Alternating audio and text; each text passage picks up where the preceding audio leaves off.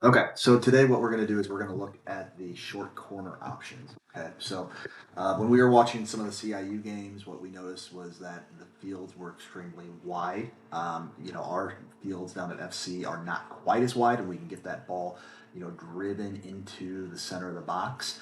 But we were not able to do that when we were on some of those larger fields in St. Louis. And quite frankly, we aren't going to know how large these fields are coming up in these next tournaments. So we want to have a couple short corner options, which we will review this week. The very first option is pretty simple. It's essentially where we will start an eight. A player, doesn't matter which player. We're going to start a player and have them sprint to the edge of the box. Okay. Most likely another player will follow. Okay. We wanted a big player that can pin and will pass that ball out. He'll step into the play. He'll give a nice little easy pass back to the 9. He'll be about 3 yards, 4 yards in closer and be able to then send that ball in. Now, so it's important that we understand that when the ball is played out to 8, that he doesn't panic, okay?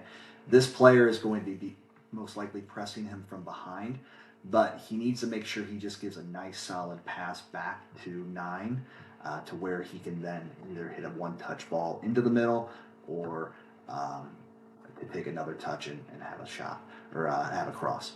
The other option that we have is again having a player come out, not playing it while he's on the run, but instead having him come out. Another player will most likely come. Okay, the ball will be played to 8. Okay, and what's important here is this guy's going to be 10 yards away, which means that he then is going to press in. Now, the mistake that most kids will make is that what we want 9 to do is actually overlap this run so that they've got a better angle to make a pass or make a cross in from this direction here. But what ends up happening a lot of the times is when we run these short corners is we play the ball in, he's coming and rushing him, he's panicking, and he's playing the ball back into that kid in the corner. And so our goal is for once 9 touches that ball to 8, he does an overlapping run.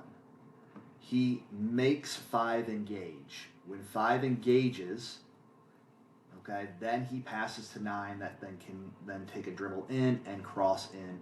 We're holding our runs until this is ready. Let's say that instead of engaging with 8, 9 overlaps. 5 actually reads this. Well, now he takes a dribble down the line and then still makes that play as they're cutting in. Now it's coming across the ground like so. The first play is a little bit easier in a sense that as that player, so the first play that we just talked about, as that player is coming in, there's really no reading that's occurring, right?